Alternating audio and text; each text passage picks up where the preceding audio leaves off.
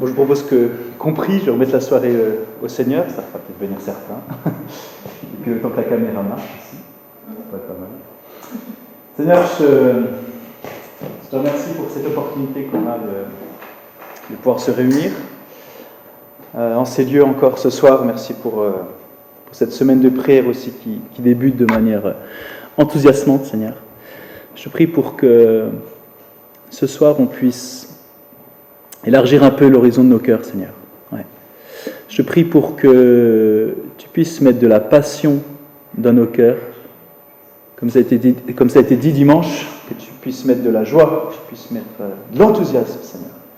Je crois vraiment que tu veux nous enthousiasmer pendant toute cette semaine, pendant les semaines qui vont suivre, les mois qui vont suivre, peut-être même toute l'année, Seigneur, et les prochaines années. Que vraiment tu puisses brûler dans nos cœurs, avec passion, avec joie, avec force. Je demande de renouveler nos âmes, qui sont peut-être un peu fatiguées, nos esprits, nos corps, Seigneur, que tu puisses sublimer encore tout ça et que tu puisses disposer nos cœurs favorablement à l'écoute de ta parole, Seigneur. Je crois que ta parole, elle est précieuse, elle est efficace et ouais, elle ne repart jamais comme elle est venue, Seigneur. Elle repart en ayant semé ce qu'elle a semé, Seigneur. Alors, que tu puisses semer, toi le grand semeur, que tu puisses semer dans nos cœurs de manière abondante, Seigneur, que ça porte du fruit. Vraiment. Je m'attends vraiment à ce que tu fasses ça ce soir, Seigneur.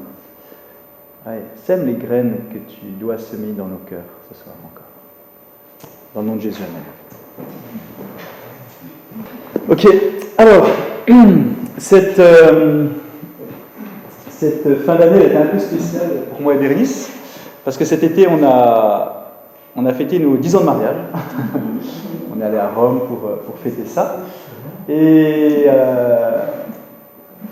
en fait, la semaine dernière, Bérénice a retrouvé les promesses du mariage. Ça faisait 10 ans qu'on les cherchait.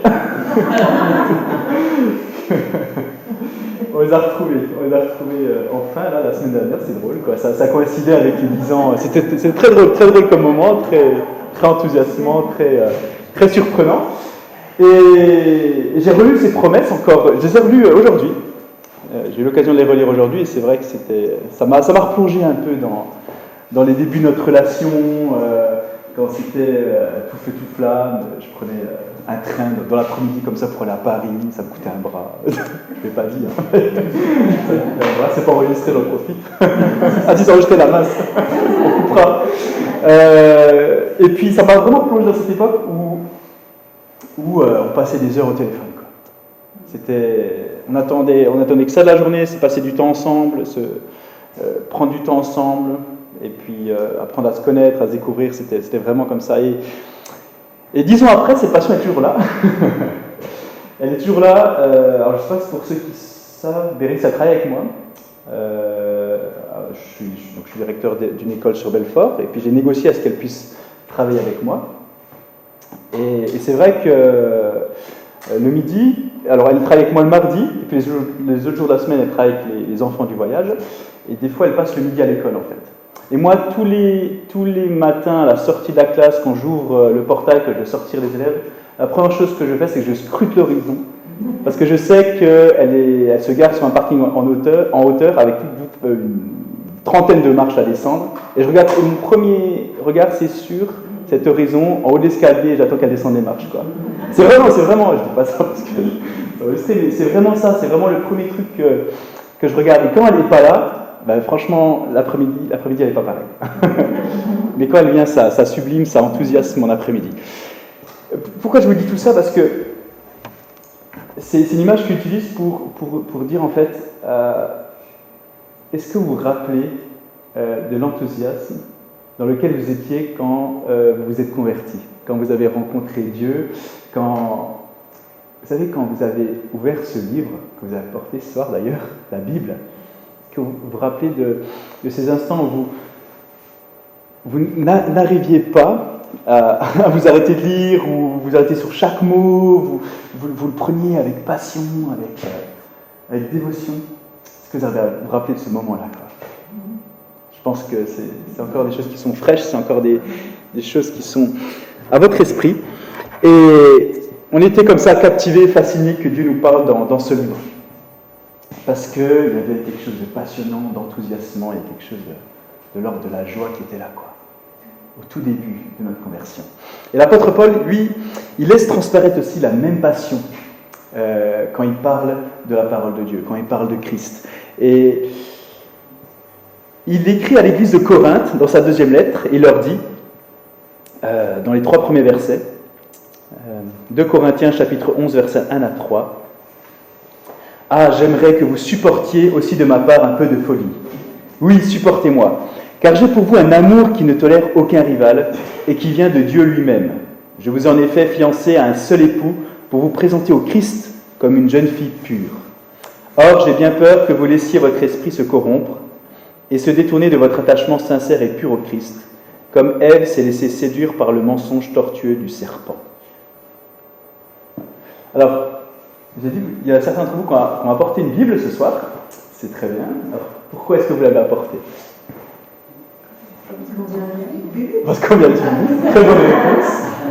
Et vous avez, je pense, pour la plupart aussi, apporté ce livre parce qu'il résonne particulièrement dans vos vies. Vous avez une affection particulière pour ce livre. Je pense que c'est quelque chose que vous aimez transporter avec vous, la Bible. C'est un livre qu'on aime transporter avec nous. C'est pas juste un livre d'histoire, c'est pas juste un manuel d'histoire. Si on remonte au lycée, vous ne baladiez pas avec votre manuel d'histoire sous le bras, partout, vous lisiez en cachette à la récréation, dans les toilettes, je sais pas. C'est pas comme ça, il est passionné partout, d'accord? Donc c'est pas juste un manuel d'histoire, c'est pas juste un livre quelconque en fait, c'est une lettre d'amour pour vous. C'est vraiment, la Bible, s'il faut vraiment comprendre quelque chose, ce soir, c'est que c'est une lettre d'amour pour nous. Et au fur et à mesure qu'on a appris à connaître l'auteur de ce livre, eh ben, notre amour pour lui, notre amour pour sa parole, il a aussi augmenté, il a aussi grandi. Et je crois que ce livre, vous me dites si je me trompe, mais plus vous l'avez lu, plus il est devenu précieux pour vous. Au fur et à mesure des années. Et c'est une lettre d'amour, Dieu vous parle par des conseils, par des encouragements. Vous la lisez, c'est très bien. Continuez à la lire. C'est passionnant. Maintenant, alors on va étudier un passage un peu plus en détail de cette lettre d'amour générale que Dieu nous offre. Ça va être le psaume 119. On ne va pas tout lire, je vous rassure. Il y a 176 versets. On n'aura pas le temps de développer tout ça en une soirée, mais on va s'attarder sur certains passages qui sont intéressants. Alors c'est un long chapitre, hein. Le psaume 119, c'est le plus long de la Bible. C'est un psaume acrostiche alphabétique, c'est-à-dire que dans certaines versions, vous pouvez constater qu'il y a des titres aux sous-sections, et chaque titre correspond à une lettre de l'alphabet hébreu. Il y a 22 lettres dans l'alphabet hébreu, donc chaque section a un titre, Aleph, Bet, etc., les 22 lettres de l'alphabet hébreu. Et après, donc vous avez 22 strophes comme ça, avec les 22 titres qui commencent par l'alphabet hébreu. Et dans chaque strophe, il y a 8 lignes dedans à chaque fois. Et quel est le thème de ce psaume 119? Comment? La parole de Dieu. Plus précisément. Oui, voilà, ça parle de tout ça. Ça parle de tout ça, effectivement. Qui en est l'auteur? Question facile. Qui est l'auteur des psaumes en général? David. On suppose que c'est le roi David. On suppose très fortement que c'est le roi David. Qu'est-ce que le roi David dit sur la parole de Dieu dans ce psaume? Le thème qui revient encore et encore. Alors il parle de la Bible, de la parole de Dieu, la Bible. Mais qu'est-ce qu'il en dit? Quelque chose qui revient. Qu'il aime. Le thème du psaume 119, c'est « J'aime la Bible ». J'aime la Bible. Et c'est ce thème qui va être martelé encore et encore tout le long du psaume 119. Alors si vous êtes peut-être demandé, le psaume 119 c'est un gros morceau, qu'est-ce que ça veut dire? Eh bien, le thème c'est « J'aime la Bible ». J'aime la Bible, j'aime creuser la parole de Dieu, j'ai de l'amour pour les lois de Dieu, pour les préceptes de Dieu, pour sa parole. Et David va parler au sujet de la Bible de plein de manières différentes. Alors il y a des gens qui disent, qui voient la Bible de cette manière, en disant Ouais, la Bible c'est un peu dépassé, c'est un livre un peu obsolète, pas trop d'intérêt. Bon, si, il y a peut-être quelques principes moraux qui sont quand même intéressants, pas trop mal, mais bon, dans l'ensemble, ça paraît un peu dépassé, vieillot, voilà. C'est pas trop de valeur pour notre époque. Mais c'est pas comme ça que David voyait les choses. David, il aime la parole, il aimait la parole de Dieu, il aime la parole de Dieu, il affectionne la parole de Dieu. C'est ce qu'on peut lire dans son psaume, et il l'aime parce que Dieu lui a parlé. Ce psaume, il s'ouvre avec les 2 premiers versets qui disent la chose suivante. « Heureux les hommes qui ont une conduite intègre et suivent dans leur vie la loi de l'Éternel. Heureux les hommes qui suivent ses préceptes et cherchent à lui plaire de tout leur cœur. » Psaume 119, versets 1 à 2. Donc l'une des caractéristiques les plus distinctives de David, c'est qu'il avait de l'amour pour la parole de Dieu. Et donc, il avait de l'amour pour le Dieu de la parole, également. Donc, maintenant, dans le psaume 119, il va parler de la Bible à fond. Et il va utiliser pas moins de 8 termes différents pour parler de la Bible. Il va parler de tous ces termes. Il va utiliser 25 fois, il va parler de la loi pour décrire la Bible. Il appelle la Bible la loi.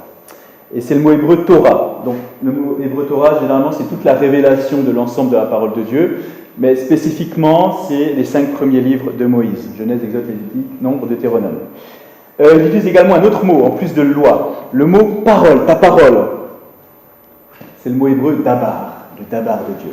C'est toute parole qui sort de la bouche de Dieu et qui est précieuse, toute parole qui est précieuse, qui sort de la bouche de Dieu, qui est précieuse pour David.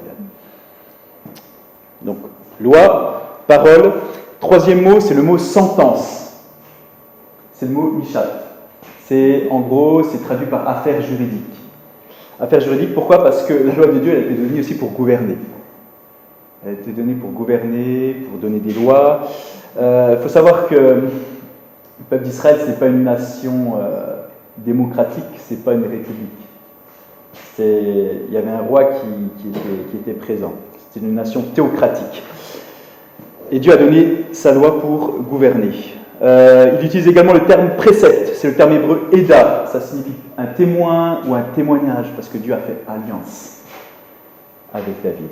Un 5e mot, c'est le mot commandement, mitzvah. C'est tous les commandements que Dieu donne à chaque fois parce qu'il vous aime. Parce qu'il vous dit de faire quelque chose parce qu'il vous aime. Ok, 6e mot pour décrire la Bible, le mot choc. Ça veut dire quand Dieu il inscrit ou il grave quelque chose. Quand il inscrit sa parole dans la nature. D'accord ? Les cieux contemplent l'étendue de tes mains. Les perfections invisibles se voient dans ta création. Voilà, c'est quand Dieu il inscrit les choses dans la nature. Il sème ses indices dans la nature. Ou le mot choc, ça veut aussi dire quand il inscrit ses lois dans nos cœurs. Et ensuite, il utilise le mot ordonnance, pikoud. C'est synonyme d'une alliance, d'un accord que je fais avec Dieu. Et le 8e mot, le dernier mot pour décrire la Bible, c'est le mot imra.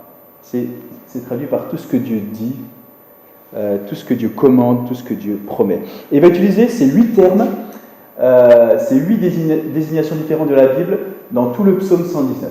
Tout le long du psaume, on va retrouver ces 8 mots. D'accord ? C'est des mots clés, c'est des mots importants. Et c'est des mots qui sont vraiment fondamentaux pour essayer de comprendre le psaume 119. Et on ne va pas tout lire le psaume 119, c'est trop long, mais on va lire une partie. On va lire, donc on a déjà lu les 2 premiers versets, on va commencer au verset 3. « Heureux ceux qui ne commettent point d'iniquité et qui marchent dans ses voies. Tu as prescrit tes ordonnances pour qu'on les observe avec soin. Puissent mes actions être bien réglées, afin que je garde tes statuts. Alors je ne rougirai point à la vue de tous tes commandements. Je te louerai dans la droiture de mon cœur. En apprenant les lois de la justice, je veux garder tes statuts. Ne m'abandonne pas entièrement. Comment le jeune homme rendra-t-il pur son sentier ? En se dirigeant d'après ta parole. Je te cherche de tout mon cœur. Ne me laisse pas égarer loin de tes commandements. Je serre ta parole dans mon cœur, verset 11, afin de ne pas pécher contre toi. Béni sois-tu, ô Éternel. Enseigne-moi tes statuts. De mes lèvres, j'énumère toutes les sentences de ta bouche. Je me réjouis en suivant tes préceptes, comme si je possédais tous les trésors. Je médite tes ordonnances, j'ai tes sentiers sous les yeux, je fais mes délices De tes statuts, je n'oublie point ta parole. Fais du bien à ton serviteur pour que je vive et que j'observe ta parole. Ouvre mes yeux pour que je contemple les merveilles de ta loi. Je suis un étranger sur la terre. Verset 19. Ne me cache pas tes commandements. Mon âme est brisée par le désir qui toujours la porte vers tes lois. Tu menaces les orgueilleux, ces maudits qui s'égarent loin de tes commandements. Décharge-moi de l'opprobre et du mépris. Car j'observe tes préceptes, tes principes. Des princes ont beau s'asseoir et parler contre moi. Ton serviteur médite tes statuts. Tes préceptes font mes délices. Ce sont mes conseillers. Et là, on fait un saut. On va faire un saut de 70 versets. Tenez-vous bien. On va maintenant au verset 97. Combien j'aime ta loi. Elle est tout le jour l'objet de ma méditation. Tes commandements me rendent plus sage que mes ennemis, car je les ai toujours avec moi. Je suis plus instruit que tous mes maîtres, car tes préceptes sont l'objet de ma méditation. J'ai plus d'intelligence que les vieillards, car j'observe tes ordonnances. Je retiens mon pied loin de tout mauvais chemin, afin de garder ta parole. Je ne m'écarte pas de tes lois, car c'est toi qui m'enseignes. Que tes paroles sont douces à mon palais, plus que le miel à ma bouche. Verset 104. Par tes ordonnances, je deviens intelligent, et aussi je hais toute voie de mensonge. Ta parole est une lampe à mes pieds et une lumière sur mon sentier. Je jure, et je le tiendrai, d'observer les lois de ta justice. Je suis bien humilié, Éternel, rends-moi la vie selon ta parole. Agrée au Éternel les sentiments que ma bouche exprime, et enseigne-moi tes lois. Encore 3 versets. Ma vie est continuellement exposée, et je n'oublie point ta loi. Verset 110. Des méchants me tendent des pièges, et je ne m'égare pas loin de tes ordonnances. Tes préceptes sont pour toujours mon héritage, car ils sont la joie de mon cœur. J'incline mon cœur à pratiquer tes statuts, toujours jusqu'à la fin. Et ainsi continue la chanson de David. Encore et encore, j'aime la Bible. Pierre, pardon. J'ai une question de Ouais. contexte historique. Ouais. Je me mets bien dedans. Il écrit ça à une certaine époque, évidemment. Il y avait quoi de la Bible au moment où il a écrit ça? Eh bien, il y avait les livres de Moïse. Genèse, Exode, Lévitique, Nombre, Deutéronome. Donc la Torah, quoi. Il y avait vraiment la Torah. Il y avait la Torah. Il y avait les 5 premiers livres. Ouais, il y avait les 5 premiers livres, ça c'est sûr. Il avait accès à tout ça. Donc et il trouve son délice dans ça. Il trouve son délice dans Deutéronome. Il trouve son plaisir dans Lévitique. Donc, l'année prochaine. Hein. Non, mais tu fais très bien de poser la question. Effectivement, c'est la base de David, ça. C'est exactement. Donc lui, il dit, j'aime la Bible, je la lis, je la comprends et je la creuse. C'est le thème de David qui revient encore. Il a une passion pour la parole. Je l'apprécie, je suis vraiment dedans. Merci Seigneur pour tes préceptes. Merci Seigneur pour tes lois. Merci Seigneur pour tes ordonnances. Quoi. Il y a une vraie passion qu'on sent là. Et cette série, comment lire et comprendre la Bible et s'en enthousiasmer, elle a vraiment pour but le but principal, c'est d'arriver à nous faire nous sentir en confiance quand on ouvre la Bible à pratiquement n'importe quel endroit. D'accord ? C'est ça le but. D'accord ? Et on va voir ensemble quelques principes de base pour comprendre la Bible, justement, pour la lire, pour la creuser. On va parler d'outils pour étudier la Bible, en termes de commentaires, de dictionnaires, de logiciels, mais pas que. Des versions de la Bible qui sont plutôt pas mal, d'autres qui, plus discutables. Comment observer un texte, pour savoir, pour comprendre tout ce qu'il dit, comment interpréter un texte, pour en saisir le sens, comment interpréter tout le langage figuré avec toutes les histoires de paraboles. Et enfin, ce qui est très important, comment appliquer tout ça personnellement à notre vie. Donc, vaste programme, on a toute l'année pour le faire. Et au fur et à mesure, vous allez avoir des outils pour vous sentir en confiance avec la Bible. Mon but, par-dessus tout, c'est que vous appreniez à apprécier ce livre, que vous continuiez d'apprécier, ou que vous appréciez encore plus ce livre, comme David l'appréciait en fait. C'est ça, c'est vraiment mon but. Et que vous appréciez ce livre comme jamais vous n'avez apprécié aucun autre livre. C'est l'objectif, quoi. Alors, j'aime la Bible, je la creuse, je la comprends, c'est ma passion, ok, super. Mais il y a des parties avec lesquelles on a du mal quand même. Ça, c'est un fait. On lutte tous avec certaines parties de la Bible qui nous paraissent un peu plus obscures, peut-être dérangeantes. Et parfois c'est difficile. Mais je crois qu'une exposition quotidienne à la parole de Dieu, d'accord? Je ne parle pas forcément de lire la Bible, 4 chapitres tous les jours, c'est pas ça. Mais une exposition quotidienne à la parole de Dieu, par la méditation, la réflexion de la parole, ça fera bien plus que tout ce qu'on pourrait offrir dans notre marche de chrétien. Une exposition quotidienne, consistante et quotidienne de la parole de Dieu, ça offrira bien plus que tout ce qu'on pourrait expérimenter dans notre marche de chrétien. Et je crois que Dieu veut vraiment nous équiper à travers ça. Alors, au siècle dernier, à Londres, en Angleterre, il y avait un homme qui s'appelait George Muller. Alors, je pense que la plupart peut-être connaissent. George Muller, qui a fondé un orphelinat, l'orphelinat de Bristol. Alors, c'était un homme simple, mais qui lisait la Bible. Il lisait la Bible. Et en fait, en lisant la Bible, il voyait plein d'histoires de miracles. Il s'est dit, si la Bible est vraie, qu'il y a tous ces miracles, pourquoi on ne pourrait pas y avoir des miracles maintenant, à mon époque, Et puis, il s'est dit, j'ai tous ces orphelins qui sont là, je galère à les blanchir, à les nourrir, à les vêtir et tout, et la Bible nous parle de miracles, de choses incroyables, moi je veux expérimenter ça. Il a commencé à s'exposer quotidiennement à la parole de Dieu, ça fait grandir sa foi, et puis à un moment donné, il s'est dit, alors un jour il y avait plus rien à manger.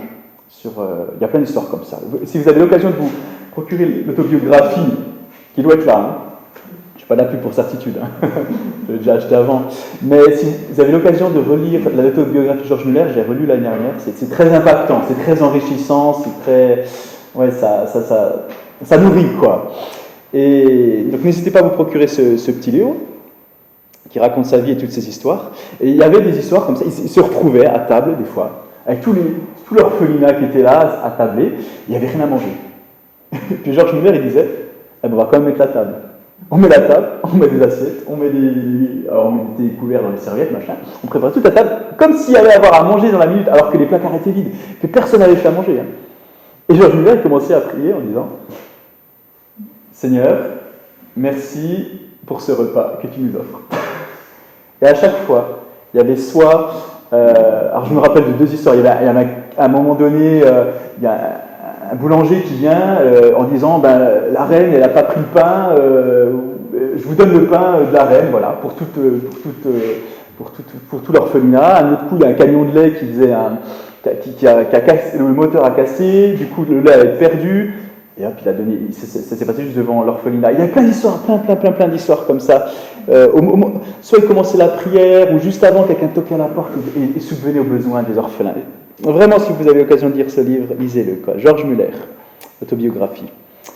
Et George Muller, il a dit quelque chose d'intéressant, suite à tout ça, il disait « La vigueur de nos esprits allumés sera en proportion exacte à la place tenue par la Bible dans nos vies. » Je répète, la vigueur de nos esprits allumés sera en proportion exacte à la place tenue par la Bible dans nos vies et dans nos pensées. Je l'affirme solennellement par une expérience de 54 ans. Les 3 premières années après ma conversion, j'ai négligé la lecture de la Bible, mais depuis que j'ai commencé à la rechercher avec assiduité, la bénédiction a été merveilleuse. Grande a été la bénédiction d'une étude quotidienne assidue. Et il finit en disant « Je considère comme étant un jour perdu le jour où je n'ai pas passé un bon moment dans la parole de Dieu. » Alors je voulais juste présenter maintenant juste quelques réflexions par rapport à une étude de la Bible. Premièrement, c'est possible en fait. Tout le monde peut le faire. Tout le monde peut étudier la Bible, tout le monde peut passer du temps dans la Bible, tout le monde peut creuser la Bible. C'est possible pour tout le monde. C'est un livre accessible à tout le monde. C'est accessible pour chaque chrétien. C'est pas juste pour les spécialistes. Des fois, on se dit, c'est que pour certains. C'est donné qu'à certains de pouvoir étudier et creuser la Bible. Non, c'est pour tous les chrétiens. C'est vraiment ce que vous comprenez ça, c'est que c'est pour tous les chrétiens. Supposons que, des fois, c'est mal compris ça. Supposons que vous ayez un ami qui vous écrit une lettre. Vous recevez cette lettre, vous l'ouvrez, vous la retirez de l'enveloppe, vous commencez à la lire, c'est marqué « Cher ami ». Et puis juste après, c'est toute une suite de hiéroglyphes bizarres, un code incompréhensible à déchiffrer, et puis vous dites « Mais pourquoi il m'a écrit ça, comment je vais faire pour comprendre, il me faut un interprète, quoi. Il faut que quelqu'un interprète ce qui a été écrit, parce que moi, j'ai pas les codes, j'ai pas les clés, j'ai pas accès à ce sens-là, quoi. Eh bien, il y a beaucoup de gens qui pensent que la Bible, c'est comme ça. Que c'est quelque chose qu'il faut maîtriser, il faut avoir un code spécial, il faut avoir des gens calés là-dessus pour qu'ils nous expliquent les choses. Et beaucoup de gens voient ça comme un code secret tombé du ciel, quoi, la Bible. Et c'est dommage. C'est vraiment dommage. Parce que chacun d'entre nous, on peut vraiment lire, comprendre et puis étudier cette Bible.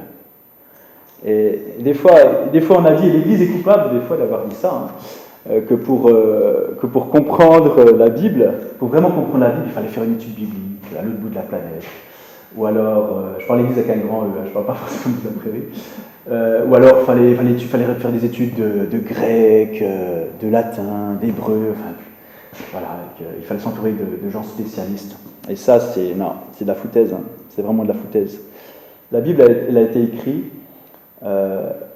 pour chaque personne de chaque période de l'histoire, pour chaque chrétien de chaque période de l'histoire, pour chaque personne, pour chaque humain de chaque période de l'histoire.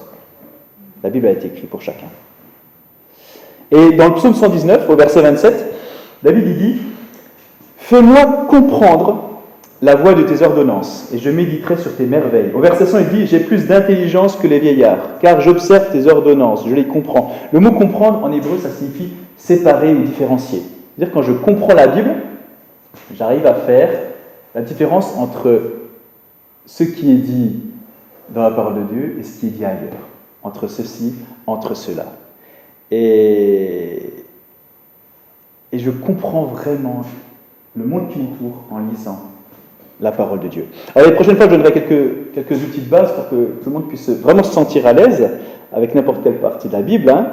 Alors, la Bible a été il y a super longtemps, mais on a le Saint-Esprit en nous, d'accord, qui nous enseigne, qui en est aussi l'auteur, parce qu'il vit à l'intérieur de nous.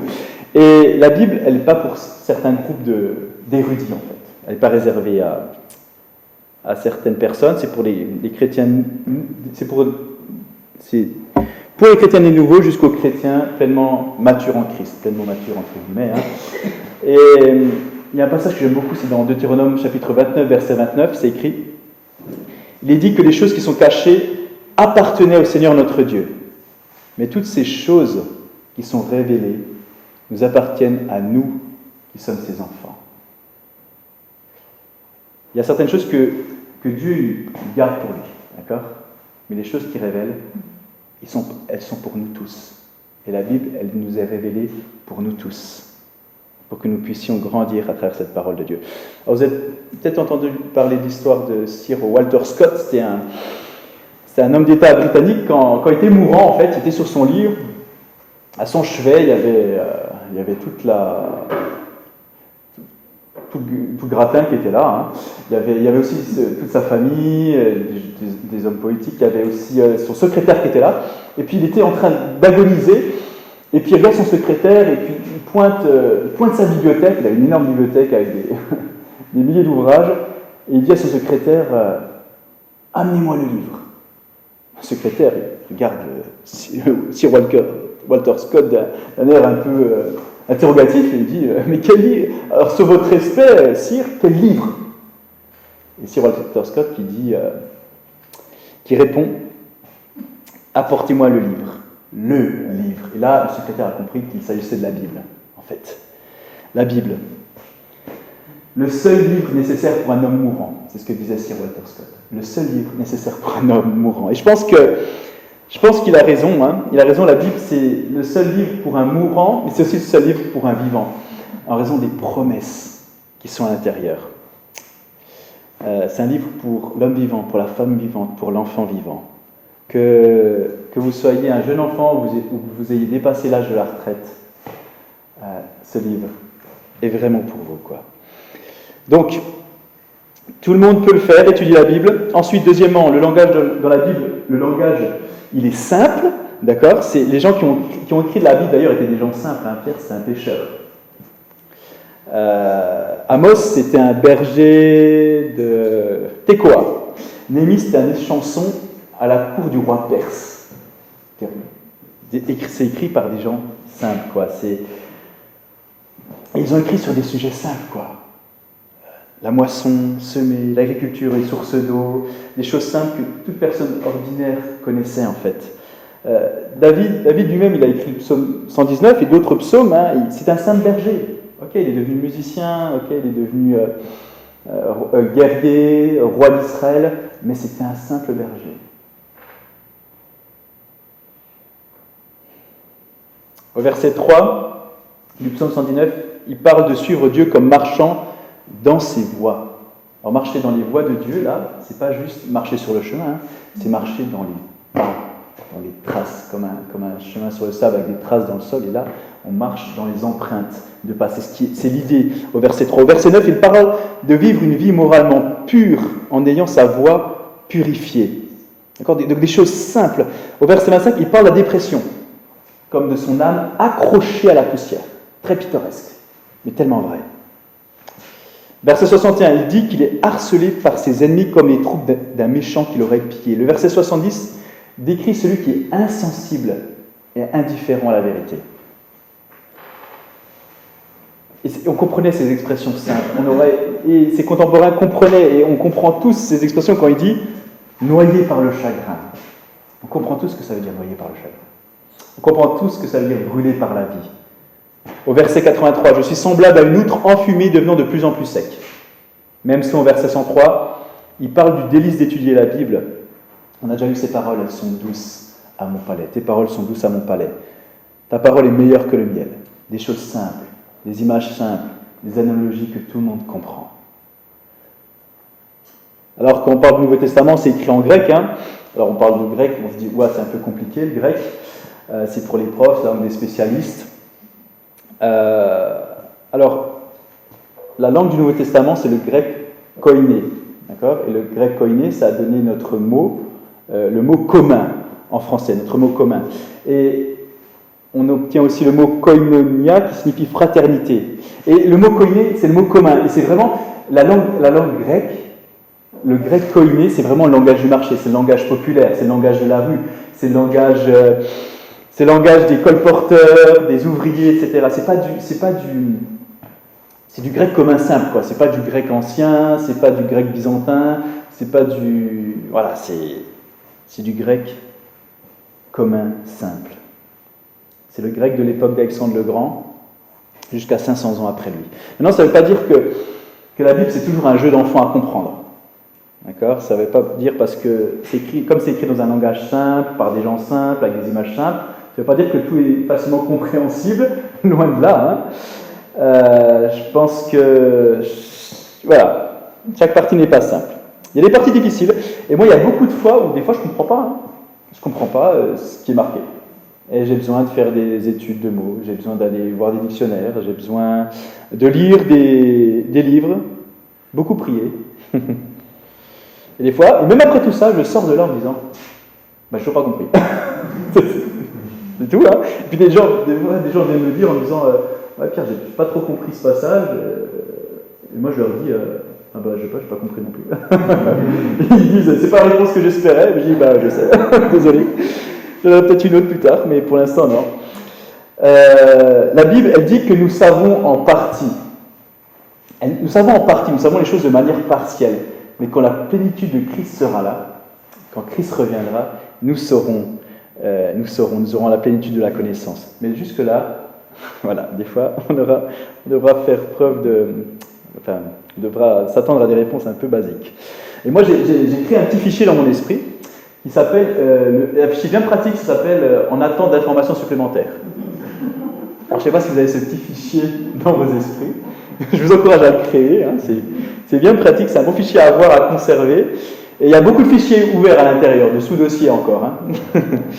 Et avec le temps, avec la prière, avec l'étude, je ramasse des versets à droite à gauche, je me dis « ah oui, ça va bien, ça, ok, ça je comprends que ça comme ça, j'ai mis en relation ces versets, etc. » Et ça se met à jour régulièrement. Mais il y a beaucoup de choses que je ne sais pas, que je ne sais encore pas, que je ne saurai peut-être jamais jusqu'à l'arrivée de la venue de Christ. Mais il y a beaucoup de choses que l'on sait quand même. Alors, un jour, il y a un homme d'église qui qui a pris le train. C'était en Angleterre, dans les années 1900, pardon, n'importe quoi. Et milieu 20e siècle. Et puis, il était attablé à une table dans le wagon-restaurant. Et puis, il était en train de manger un poisson. Donc, le plat du jour, c'était de la morue. Voilà, donc il était en train de manger. Vous verrez après pourquoi, vous comprenez pourquoi je parlais de ça. Il était en train de déguster sa morue. Et puis, en face de lui, il y avait un autre gars. Donc, le gars qui mangeait le poisson, c'était un pasteur. C'était un prédicateur, d'accord, reconnaissable avec son habit, son petit col blanc. Et puis le gars en face, c'était un agnostique. Donc quelqu'un un peu dubitatif par rapport aux choses de Dieu. Et donc l'agnostique le voit manger son poisson, cette morue, un poisson rempli d'arêtes. Il est en train de manger le poisson, il met les arêtes d'un côté, etc. L'agnostique, il se dit, il sourit intérieurement et puis il se dit, tiens, je vais m'amuser un peu avec ce type. Voir un peu ce qu'il a dans le ventre, quoi. Et lui dit... Hé, prédicateur, c'est une Bible que vous avez à côté de vous ? Prédicateur qui lève le nez de son poisson, qui me parle, et puis il regarde l'agnostique, et puis il lui répond très poliment en lui disant oui, monsieur. Alors, l'agnostique il continue en disant ah, c'est une Bible, est-ce que vous croyez tout ce qu'il y a dedans ? Alors, le pasteur il dit je crois que c'est la parole de Dieu, infaillible et inhérente. Il fait une réponse de pasteur. L'agnostique, il a souri, il a dit, vraiment, avez-vous déjà rencontré des difficultés dans la Bible ? Puis le pasteur, forcé de répondre, écoutez, oui, il y a des passages qui sont difficiles, il y a des passages que je ne comprends pas, il y a des passages avec lesquels j'ai du mal. Et là, l'agnostique, il jubile en se disant, ah, ça y est, je le tiens et tout, je vais le coincer. Mais du coup, avec toutes ces difficultés que vous avez découvertes, avec lesquelles vous luttez encore dans la parole de Dieu, est-ce que ça peut un peu ébranler votre foi un tout petit peu, quoi ? Et puis le prédicateur s'est tourné vers lui en souriant, et puis il lui fait l'analogie suivante, il lui dit, écoutez, c'est un peu comme avec ce poisson que je suis en train de manger. Je me nourris de la chair, là, du poisson, et puis je laisse les arêtes de côté pour qu'un autre imbécile puisse s'étouffer avec. Pas de problème, si vous voulez vous étouffer avec, allez-y, mais moi je vais juste manger ce poisson et être nourri par lui. Quoi. Je crois que la leçon derrière, c'est de dire qu'il ne faut jamais abandonner ce que vous savez avec certitude pour des choses que vous ne savez pas avec certitude. Je le répète, il ne faut jamais abandonner ce que vous savez avec certitude pour des choses que vous ne savez pas avec certitude. Ça n'en vaut pas la peine. Il y a des choses qu'on ne sait pas. Si on pouvait tout savoir, on serait Dieu, d'accord ? Mais il arrive un moment où, ok, Dieu nous rencontre, Dieu s'abaisse à notre niveau en la personne de Jésus, il écrit dans notre langue, il permet qu'on ait accès à ça, mais on doit aussi comprendre que Dieu est tout-puissant, en fait. Et qu'il y a des choses qu'on ne pourra pas comprendre, et des choses qui sont tellement éloignées de ce qu'on pense, de ce qu'on connaît, etc. Et en fait, comme le dit Ésaïe 55, vos voix ne sont pas mes voix. Je ne vais pas dire, vos voix ne sont pas mes voix. Vos pensées ne sont pas mes pensées. Dieu, il surpassera quand même tout, quoi. Il est transcendant au-dessus de l'humanité, quoi. Et il y a un écrivain, Mark Twain, un écrivain américain qui est assez critique par rapport à Dieu. Il fait la réflexion suivante par rapport à la Bible. Donc Mark Twain, c'est celui qui a écrit les aventures de Tom Sawyer, pour ceux qui connaissent. Il a dit, la plupart des gens sont dérangés par les passages de l'Écriture qu'ils ne comprennent pas. Moi, ceux qui me chamboulent vraiment, c'est ceux que je comprends. C'est ce que disait Mark Twain. Pourtant, un sacré critique de la foi. L'écriture qui me trouble le plus est l'écriture que je comprends. Il y a beaucoup de choses qu'on peut ne pas comprendre, mais qu'en est-il des choses qu'on comprend et des écritures convaincantes qui pénètrent dans notre cœur? Qu'en est-il de tout ça, de tout ce qu'on comprend qui pénètre dans notre cœur? Ok, donc la Bible est écrite de manière simple, avec des mots simples, des images simples, on peut comprendre ce qui est écrit, et ça soulève une question. Des fois, les gens peuvent demander, du coup, pourquoi on a besoin d'enseignants humains, en fait? Oui, puisque si la Bible elle est écrite de manière simple, avec un langage simple, on peut comprendre, Si je peux comprendre la Bible par moi-même, si Dieu me révèle par son esprit ses vérités, etc., c'est simple et tout, pourquoi est-ce qu'on a besoin d'enseignants humains? Verset 99, David semble aller dans ce sens, il dit dans le psaume 119, verset 99, « Je suis plus avisé que tous mes maîtres, car je médite tes édits. » Pourquoi est-ce qu'on a besoin de gens qui font des études bibliques? Pourquoi je suis là ce soir? Pourquoi est-ce qu'on a besoin d'églises où les gens parlent de la Bible, enseignent la Bible? Pourquoi on a besoin de groupes de maison, on étudie la Bible? Pourquoi on a besoin de dimanche matin où on est enseigné par des prédications, si on n'en a pas besoin finalement? Parce que Jean, il semble dire ça aussi. 1 Jean, chapitre 2, verset 27. « Quant à vous, l'esprit dont vous avez été oint par le Christ demeure en vous. Vous n'avez donc pas besoin que l'on vous instruise, car cet esprit dont vous avez été oint vous enseigne tout. » Voilà, l'affaire est réglée. Ce qu'il enseigne est vrai, il ne ment pas. Restez donc attachés à cet enseignement tel que vous l'avez reçu de l'Esprit. Jean dit ici, vous n'avez besoin de personne pour vous enseigner, puisque le Saint-Esprit vous enseigne. David dit la même chose. Je connais plus de choses que tous mes maîtres. Est-ce que ça élimine les enseignants humains? Pas du tout. Parce que Jean, en fait, ce qu'il dit, ça s'inscrit dans un contexte précis, en fait. En fait, le groupe auquel Jean écrivait, c'était un groupe d'enseignants appelés enseignants gnostiques. D'accord, gnostique qui vient de gnose, la connaissance, d'accord. Et en fait, ces enseignants gnostiques, c'était des gens qui disaient, alors nous, on a une connaissance spéciale, on connaît vraiment Dieu de manière particulière, mieux que les autres, on a une sagesse spéciale par rapport à ça, et en fait, vous pouvez pas... Ils disaient aux gens de l'époque, ces gnostiques, ils disaient, en gros, vous ne pouvez pas vraiment connaître Dieu tant que vous ne passez pas par nous, quoi, par notre connaissance, par notre enseignement, par notre révélation. Et Jean a dit, après, en gros, c'est un tas de bêtises, quoi, ce qu'il raconte. C'est vraiment n'importe quoi ce qu'il raconte. Et moi, je pense effectivement le Saint-Esprit peut nous révéler ce qu'est la vérité, ce qu'est l'erreur, clairement. Mais on a aussi besoin d'enseignants humains renouvelés par le Saint-Esprit, capables d'enseigner ce qui est vrai et ce qui est faux, quoi. Parce que sinon, on va être ballotté, être ballotté à droite, à gauche par tout un tas de sortes d'enseignements faux et qui promettent plein de choses étranges. Je vous en parlerai après. Donc les gnostiques, ils sont rendus coupables, d'accord, de ce que aussi l'Église Jésus-Christ s'est rendue coupable. Parce qu'à un moment donné, l'Église, comme j'ai dit tout à l'heure, l'Église s'est rendue coupable de dire il faut une certaine connaissance en hébreu, en grec, pour vraiment comprendre la Bible, il faut faire certaines écoles, il faut suivre telle personne, il faut telle méthode d'enseignement biblique, sinon vous ne comprenez pas vraiment la Bible. Et c'est vraiment malheureux. Parce que quand Wycliffe il a fait sa traduction anglaise de la Bible, en anglais, l'Église elle s'est complètement opposée à lui.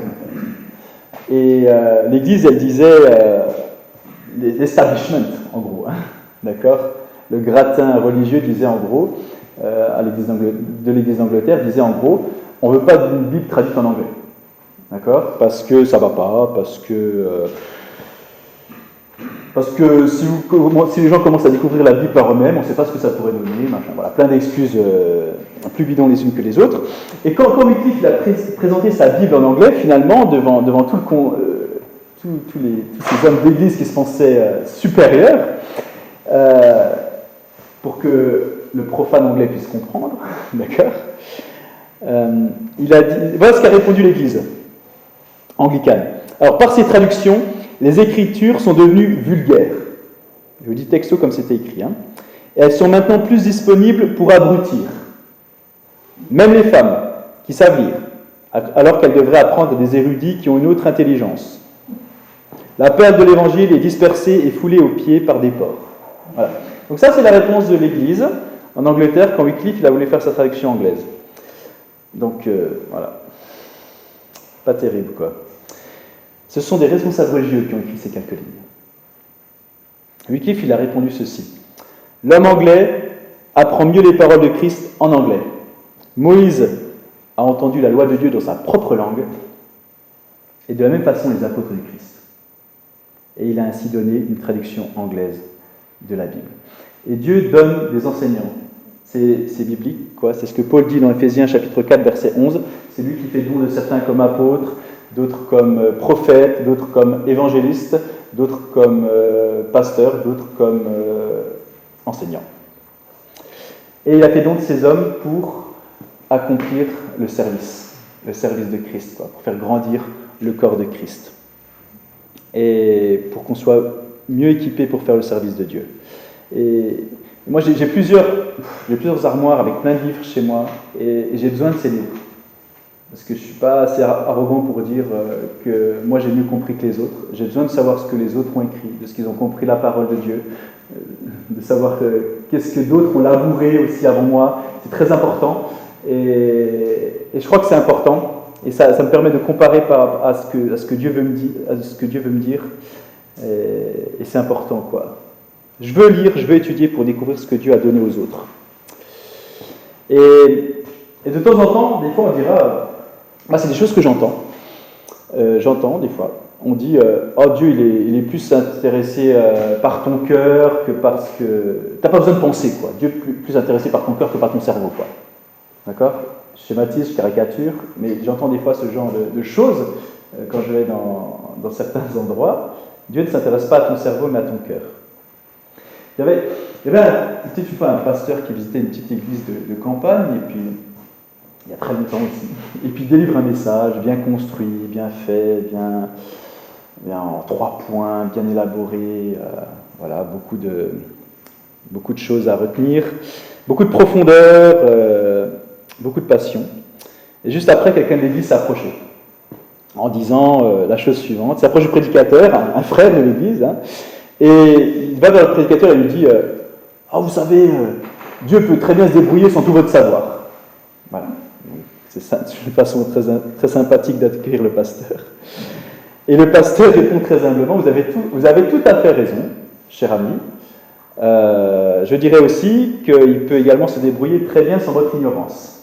La réponse du pasteur. En fait, ça pour dire qu'il n'y a rien de mal à utiliser son cerveau. C'est pas parce qu'on devient chrétien qu'il faut laisser notre cerveau à la porte. D'accord ? C'est marqué qu'on est appelé à aimer le Seigneur, notre Dieu, de tout notre cœur, de toute notre âme, de toute notre pensée, de toute notre force, et aimer notre prochain comme nous-mêmes. On ne laisse pas notre cerveau à la porte quand on est chrétien. Pensez avec. Donc la Bible nous appelle à le faire. Donc on peut apprendre des autres, d'accord ? Mais quand on ouvre la Bible par nous-mêmes, c'est là que le Saint-Esprit va nous enseigner des vérités. Et c'est vraiment ce que je veux dire dans cette série. Parce que parfois, des fois, on se nourrit un peu à petite cuillère, quoi. On est un peu nourri à petite cuillère. On regarde des vidéos sur YouTube, des enseignements sur les réseaux, et on se nourrit comme ça, en fait. Moi, je connais plein de gens qui me disent « Ah ben lui, il a dit ça sur YouTube, lui, machin, il m'a dit ça. » Et puis, voilà. Et puis, moi, quand je creuse un peu, je me rends compte que les gens, ils lisent leur Bible, en fait. Les gens, ils lisent leur Bible. Mais en général, hein. C'est pas un reproche que je fais, c'est un état, c'est un état. Et c'est un fait, en fait. On a du mal à ouvrir notre Bible par nous-mêmes, en lisant par nous-mêmes. Alors des fois, on achète une Bible avec toutes les notes en bas de page, c'est très bien, hein, c'est très bien, mais ça ne suffit pas. C'est pas parce qu'on va lire les notes de bas de page qu'on va vraiment être renseigné, quoi. On ne peut pas en rester aux notes de bas de page, on ne peut pas en rester aux messages sur YouTube, on ne peut pas en rester aux messages des études bibliques, on ne peut pas en rester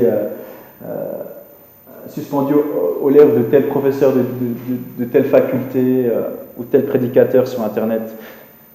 Bon, c'est pas mal tout ça. Après tout, c'est génial de pouvoir s'asseoir et puis d'écouter quelqu'un qui a bossé le sujet et qui enseigne sur le sujet. Hein.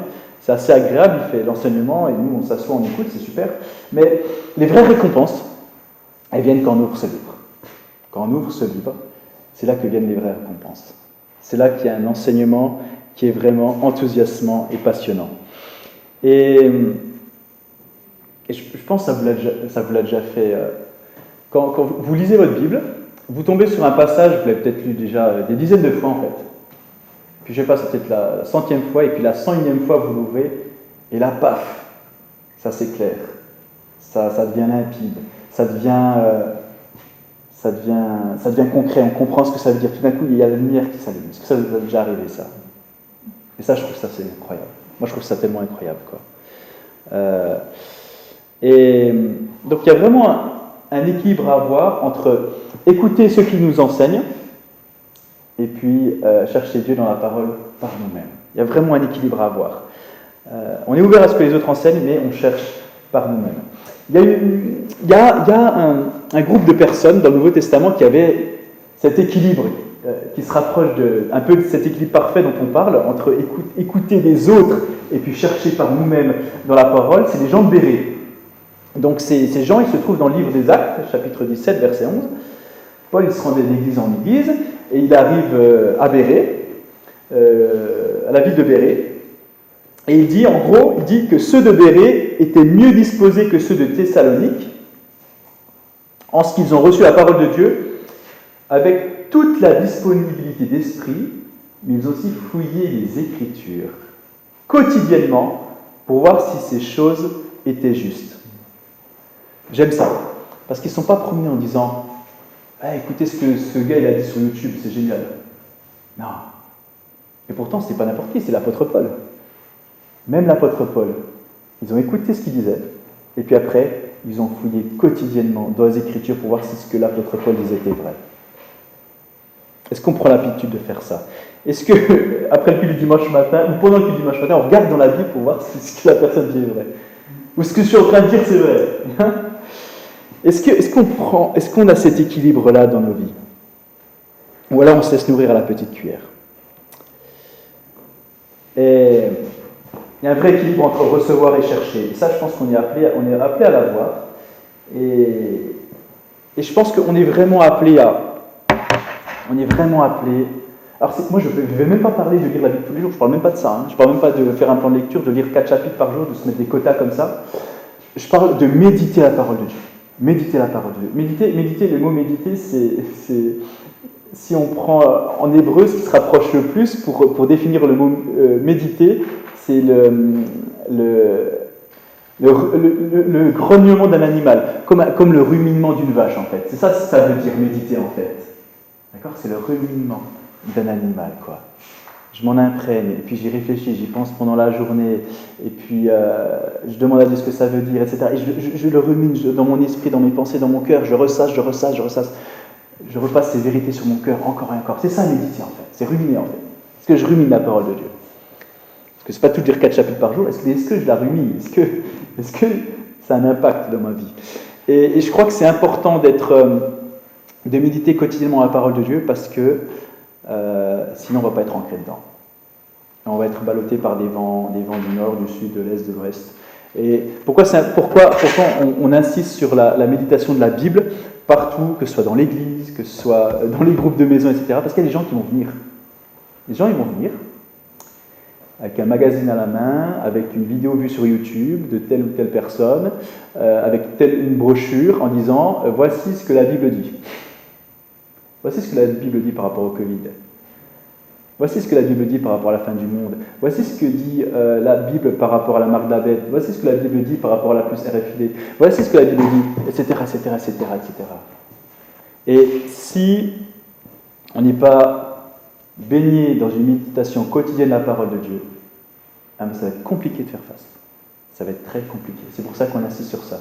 Et on sent qu'il y a des vents comme ça qui... Ça fait longtemps qu'ils soufflent, c'est pas une nouveauté, mais qui vont continuer à souffler de plus en plus. Et je crois que si on ne sait pas ce que la Bible veut dire, si on n'a pas suffisamment médité la Bible de manière quotidienne, on pourrait très facilement, accepter une contrefaçon. C'est ça le danger en fait. C'est ça le danger. Et nous, on doit être un peu comme vous savez, ces employés de banque qui scrutent les billets pour voir s'ils sont vrais. Vous voyez, l'employé de banque qui prend son billet de 20 €, qui regarde sur toutes ses coutures pour voir si c'est pas un faux. On doit être un peu comme ça en fait. Écouter des autres, mais aussi rechercher quotidiennement dans la parole si ce qui est dit est vrai. Et c'est seulement une méditation quotidienne de la parole de Dieu qui nous permettra de faire ça. Qui nous permettra de faire face en disant « La parole de Dieu dit ceci, la parole de Dieu dit cela ». Alors certains vont peut-être dire « Lire toute la Bible, oula, ça paraît compliqué. Est-ce que je ne peux pas juste avoir quelques proverbes, un petit psaume avant de dormir, un petit évangile de Marc ?» Toute la Bible, ça prendrait une éternité, certains vont dire. Eh bien, non, ça prendra 12 minutes par jour pour la lire en un an, par exemple. En un an, 12 minutes par jour. Je parle en termes de vitesse de lecture, en vitesse de lecture à la chair, par exemple. Bon, peut-être pas moi, je fais un mauvais exemple, je parle un peu vite. Mais en vitesse moyenne de lecture à la chair. Donc, la lire de manière assez lente à haute voix, ça prend 12 minutes par jour pour la lire en un an. Donc, ça prendra donc 372 minutes par jour sur un an, 52 heures pour lire l'Ancien Testament, 18 heures pour le Nouveau Testament, les plus longues parties de l'Ancien Testament comme Ésaïe ou les psaumes environ 4h30, l'Évangile de Luc moins de 3 heures. Alors on se dit c'est des sacrées durées, mais pas sur un an. Alors certains vont peut-être ir plus vite, d'autres moins vite, hein. C'est des valeurs moyennes. Alors si on pense à ce qu'on fait pendant l'année, on dort 3000 heures par an, d'accord. On mange 550 heures par an, juste manger de la nourriture. Alors pour certains c'est beaucoup plus, dormir c'est beaucoup plus ou beaucoup moins. Hein. Une personne moyenne passera 1500 heures dans l'année à regarder des écrans, pour certains ce sera beaucoup plus. C'est le moyen. Tout ça pour dire que c'est une question de perspective. On passe beaucoup de temps dans notre vie à faire beaucoup de choses, mais dans la perspective de l'éternité, et de ce qui est vraiment important, je pense que là où on doit mettre le paquet, c'est vraiment un encouragement, c'est méditer quotidiennement la parole de Dieu. C'est vraiment ça qui est important. Tous les jours. Charles Spurgeon dit quelque chose de très... grand prédicateur, c'était un grand prédicateur anglais. Il disait la chose suivante, il disait, quand une Bible qui paraît effondrée, qui semble effondrée, c'est-à-dire la couverture abîmée, il y a des traces de feutre partout, la Bible qui s'effondre appartient généralement à quelqu'un qui ne l'est pas. Une Bible effondrée appartient généralement à quelqu'un qui ne l'est pas. Et je pense que c'est vrai. Je pense que c'est vrai, parce que si une Bible est en lambeaux, ça veut dire qu'on passe du temps dedans. Et l'idée, c'est de dire, avec cette série, c'est vraiment de développer aiguiser notre faim, notre soif pour la méditation de la parole de Dieu. C'est vraiment ça, un des objectifs. Et je pense que l'étude de la Bible, ça a vraiment une efficacité incroyable. Paul, il le dit, il écrit une lettre aux Thessaloniciens, il écrit à un jeune d'une église qui a écouté la parole de Dieu, et il écrit « La parole de Dieu qui fonctionne aussi efficacement en vous qui croyez. » Est-ce que vous avez trouvé que la parole de Dieu, elle fonctionne de manière efficace dans vos vies? Est-ce que vous trouvez que c'est efficace, la parole de Dieu? Ou pas? Vous n'allez pas répondre non. Non, parce que je vous mets les noms. On fera une session spéciale. Non, je rigole. Je vais vous lire ce verset de 1 Thessaloniciens. La parole de Dieu exerçant son pouvoir surhumain, j'ai bien lu surhumain, la parole de Dieu exerçant son pouvoir surhumain chez ceux qui y adhèrent, lui font confiance et s'y fient. Un pouvoir surhumain. Je pense que c'est l'une des affirmations les plus puissantes concernant la Bible. Un pouvoir surhumain. C'est incroyable de dire ça à propos de ce livre, quoi. Parce qu'elle change des vies, parce qu'elle apporte des résultats. C'est en ce sens-là qu'elle a un pouvoir surhumain. Et c'est ce que Dieu dit au prophète Ésaïe. Dieu dit au prophète Ésaïe, « Car comme la pluie tombe et la neige tombe du ciel et n'y retourne pas, mais arrose la terre et la font germer et bourgeonner, afin qu'elle puisse donner de la semence au semeur et du pain à l'affamé, ainsi sera ma parole qui sort de ma bouche.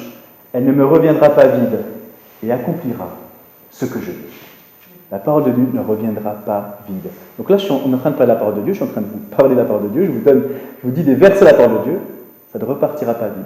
Je ne suis pas en train de lancer des paroles de Dieu dans le vide. Ça va provoquer un impact, ça va provoquer quelque chose dans vos vies. Et dès ce soir, ça va le faire. Elle ne reviendra pas vide, elle accomplira ce que je veux, dit l'Éternel. Elle prospérera dans la chose pour laquelle je l'ai envoyée. C'est une des plus grandes joies que j'ai quand je parle de la Bible, quand je parle de Dieu, quand je parle ici ou quand je parle ailleurs.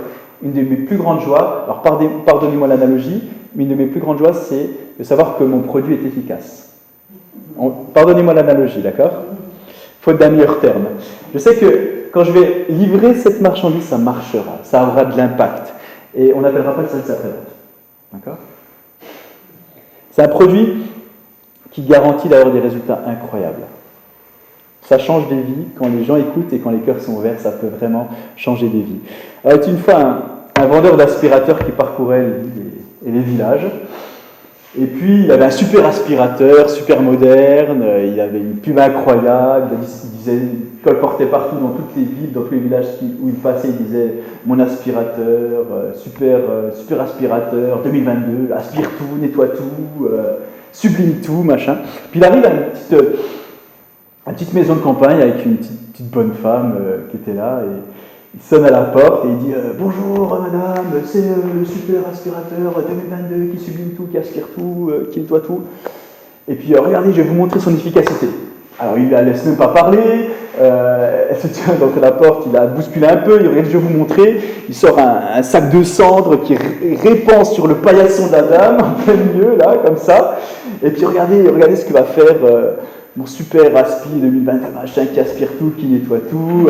Je vous garantis que si il n'aspire pas tout, je mangerai moi-même toute la cendre qui est sur ce tapis. Entièrement. Et la bonne femme qui le regarde en souriant et qui lui dit « Écoutez, jeune homme, vous feriez bien de commencer maintenant parce qu'il n'y a pas d'électricité dans la maison. » Et qu'est-ce qui est le plus frustrant que d'avoir un produit qui ne marche pas? Ça, c'est frustrant. Avoir un produit qui n'a pas de puissance, qui n'a pas d'utilité, qui ne produit rien. Mais la parole de Dieu, c'est tout le contraire. La parole de Dieu, elle produit. La parole de Dieu, elle a de la puissance. La parole de Dieu, elle a de l'impact. Elle change les vies, elle transforme les vies. Amen. Vous avez tous expérimenté ça. Pratiquement tous.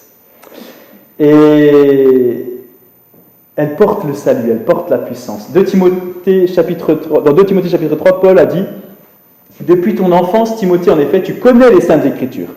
Elles peuvent te donner la vraie sagesse qui conduit au salut par la foi en Jésus-Christ.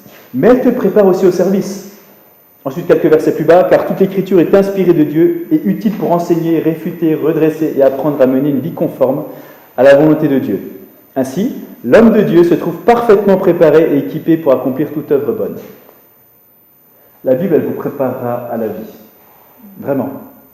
La Bible vous préparera à la vie. Vous pouvez aller à l'école, vous pouvez aller à l'université, vous pouvez aller faire toutes les facultés que vous voulez, ça va vous préparer à un métier. D'accord ? Mais la Bible vous préparera à vivre comme Dieu veut que vous viviez pour toute la vie. C'est fondamental. Ça vous fera également grandir dans votre vie. 1 Pierre chapitre 2 verset 2, « Comme des enfants nouveau-nés, désirez ardemment le lait pur de la parole, afin qu'il vous fasse grandir en vue du salut. » Arrêtons la malbouffe, j'ai envie de dire. Arrêtons la malbouffe, abandonnons certaines choses qu'on entend, certaines tendances, certains vents doctrinaux qui essaient de balayer l'Église et qui ne sont pas fondés sur les Écritures, qui soufflent tout le temps et qui continueront de souffler. Il y a à nouveau ceci, il y a à nouveau cela, regardez ce que j'ai découvert, regardez ce qu'il y a de nouveau. Non. Vérifiez ce que la parole de Dieu dit. Restez avec la parole. Les gens vont toujours essayer de dire il y a une nouvelle vérité, il y a à nouveau ceci, il y a à nouveau cela. Restez dans la parole de Dieu. Vous allez grandir et ça vous donnera une direction pour la vie. Psaume 119, verset 105. « Ta parole est comme une lampe qui guide tous mes pas, elle est une lumière éclairant mon chemin. » C'est incroyable. En gros, la Bible, c'est une lumière, elle t'éclaire. Tu lis la Bible et tu sais où tu vas.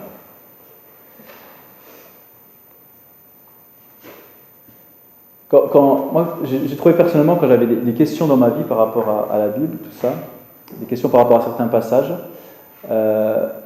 avant que je demande, souvent, je ne dis pas toujours, mais souvent, avant que je demande des conseils à certaines personnes, le Saint-Esprit me révélait les réponses que je demandais.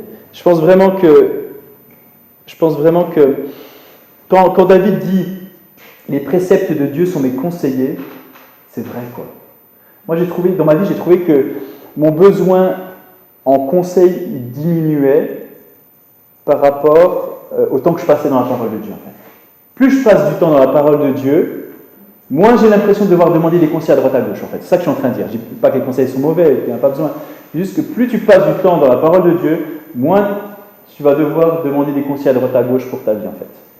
Parce que la parole de Dieu, elle est ton conseiller, quoi.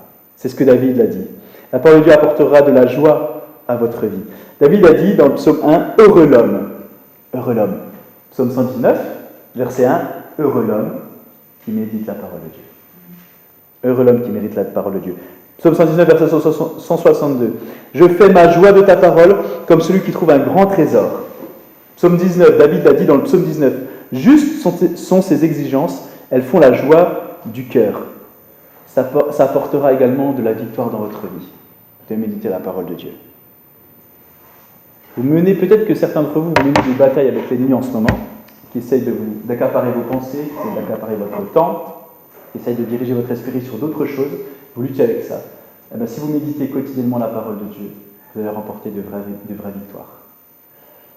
Moi, la semaine dernière, j'étais allé prêcher dans une église, et le matin avant d'aller prêcher, j'étais réveillé à 3h du matin. Et j'ai fait un cauchemar avec un démon. Un démon, et puis je me battais contre ce démon. Et je sais que c'était le diable qui essayait de me perturber avant que je prêche, parce que je prêchais sur le psaume du Mont Berger, le psaume 23, en plus. Et j'ai senti vraiment que c'était une bataille, parce que ça faisait... Je cache 32. Ça faisait 14... Non, j'ai plus, 34. 34, je m'invente des... Qu'est-ce que je raconte faites bien vérifier ce que je dis. Voilà, donc ça faisait plus de 15 ans, en fait, que j'avais plus peur d'être dans le noir. Et là, ce matin-là, 3h du matin, juste avant d'aller prêcher le dimanche, j'ai commencé à ressentir de nouveau cette peur d'être dans le noir, avec le diable qui me cherchait des poux, là. Et le psaume 23, c'est un psaume que j'avais vraiment médité, que je connaissais vraiment, et j'ai commencé à le dire à voix haute. Et tout de suite, le diable, il a lâché l'affaire. Il a tout de suite lâché l'affaire.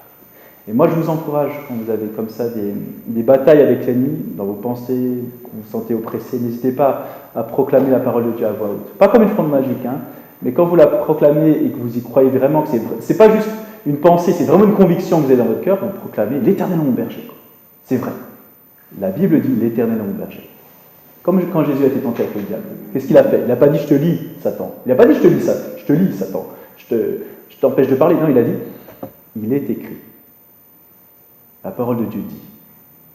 Et moi, je vous encourage, quand vous subissez les attaques de l'ennemi, à proclamer cette parole de Dieu à voix haute. Parce que le diable, il n'est pas dans votre tête, il n'est pas dans votre tête, il ne peut pas savoir ce que vous pensez, d'accord? Il peut influer vos pensées, mais il n'est pas dans votre tête en disant, tiens, il pense ça, il n'y a que Dieu qui est omniscient, qui sait tout. Par contre, il entend quand on parle à voix haute. Et quand on lui balance la parole de Dieu, avec une conviction forte et entière, eh bien, il recule, et il lâche l'affaire. Résistez au diable, et il fuira loin de vous. Paul, il a appelé la Bible l'épée. Il y a certains moments dans notre vie où on doit dégainer cette vérité de la parole de Dieu. Et je crois que c'est vraiment ce que Jésus a fait. Hein. Il a répété encore. Il est écrit, il est écrit, il est écrit. Quand Satan est venu le tenter, il est parti, il a cité la parole de Dieu.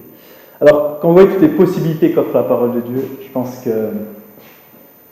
que c'est fondamental d'être immergé dedans, de la méditer. Et à fur et à mesure que vous allez comprendre son impact à travers cette série, c'est que le début, hein, c'est vraiment l'intro, quoi. À fur et à mesure que vous allez comprendre son impact, que son impact va se révéler au fur et à mesure des soirées, vous allez apprendre à l'apprécier de plus en plus et apprécier encore davantage l'auteur de cette vérité, quoi. C'est ma conviction personnelle. Je crois que les joies chrétiennes, elles sont vraiment doublées, d'accord? On vit tous dans le même monde, on expérimente le même air, on mange la même nourriture, on connaît tous les mêmes joies, mais par rapport à un non-croyant, nos joies, elles sont doublées quand on est chrétien. Parce qu'on voit Dieu derrière. Il y a Dieu qui est derrière chaque chose. Il y a Dieu qui est dans toutes ces choses, quoi. On voit Dieu dans tout. Et la Bible dit, Dieu nous a donné toutes choses en abondance pour que nous en profitions. 1 Timothée chapitre 6, verset 17.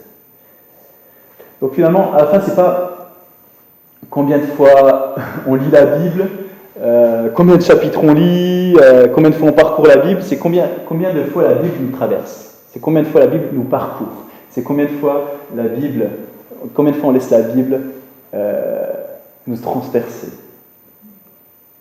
nous traverser. Et on la vit, et ça devient une joie, ça devient une vraie réjouissance, quoi. Je ne sais pas si vous vous rappelez la conversation entre les deux hommes sur le chemin d'Emmaüs. Vous vous rappelez ce passage dans la Bible, dans Luc 24. Ils continuent leur discussion après que Jésus les ait laissés. Ils ont cheminé un peu avec Jésus, ils ont discuté avec lui, il leur a expliqué les Écritures. Et juste après les avoir laissés, les deux hommes continuent la conversation. Et ils disent la chose suivante: n'avons-nous pas senti comme un feu dans notre cœur pendant qu'il nous parlait en chemin et qu'il nous expliquait les Écritures? De quoi Jésus leur parlait-il? Moïse, les psaumes, le reste de l'Ancien Testament, Genèse, Exode, Lévitique, Nombre, Deutéronome, etc., etc. Et tout ça, des choses qu'ils connaissaient déjà, hein. Mais à ce moment-là, quand Jésus en a parlé, ça a brûlé dans leur cœur. Car ils avaient enfin compris ce que ces choses voulaient dire et ça leur a apporté de la joie, de la passion, de l'enthousiasme. Et c'est ce que je pense que Dieu veut faire à travers cette série. Je vais juste finir en priant, à moins que certaines personnes aient des questions. D'accord. Seigneur, je te remercie pour cette occasion privilégiée qu'on a de se réunir ce soir. Merci parce que lire ta parole, c'est enthousiasmant, c'est impactant, ça nous apportera de la joie, ça va réveiller nos cœurs, Seigneur. Merci parce que moi je te prie pour que ce soir, à l'image des disciples d'Emmaüs, tu puisses faire brûler nos cœurs, Seigneur. Que tu puisses mettre un feu nouveau dans nos cœurs. Quelque chose qui va peut-être attiser les braises, souffler à nouveau sur les braises, ou donner un éclat encore plus fort à notre désir de méditer quotidiennement ta parole, Seigneur. Apprends-nous à ruminer ta parole tous les jours. Apprends-nous à saisir son importance, son impact, sa puissance dans nos vies, Seigneur. Qu'on puisse se saisir de cet outil que tu as voulu pour nous, Seigneur. Il est pour chacun d'entre nous. Il est pour nous, Seigneur, tu nous l'as révélé, Seigneur. Que tu puisses vraiment réveiller nos cœurs par le feu de ton esprit, que tu puisses nous accompagner encore pendant cette nuit, Seigneur, que tu puisses travailler ça dans nos cœurs, dans nos esprits, qu'on puisse avoir des mentalités renouvelées par rapport à ta parole, Seigneur, par rapport à la lecture de ta vérité, Seigneur. Élargis encore, ouvre les yeux de nos cœurs, Seigneur, pour qu'on contemple la beauté de l'épée de ton esprit, Seigneur, et qu'on puisse s'en saisir au quotidien. Pour faire face, pour résister, pour apprendre, pour comprendre, séparer ce qui est vrai de ce qui est faux, Seigneur. Que ça puisse être vraiment une épée flamboyante qui brille dans l'obscurité des fois de nos vies, Seigneur, de nos cœurs. Qu'elle puisse briller et puis avoir l'impact qu'elle doit avoir, Seigneur. Dans le nom de Jésus, amen.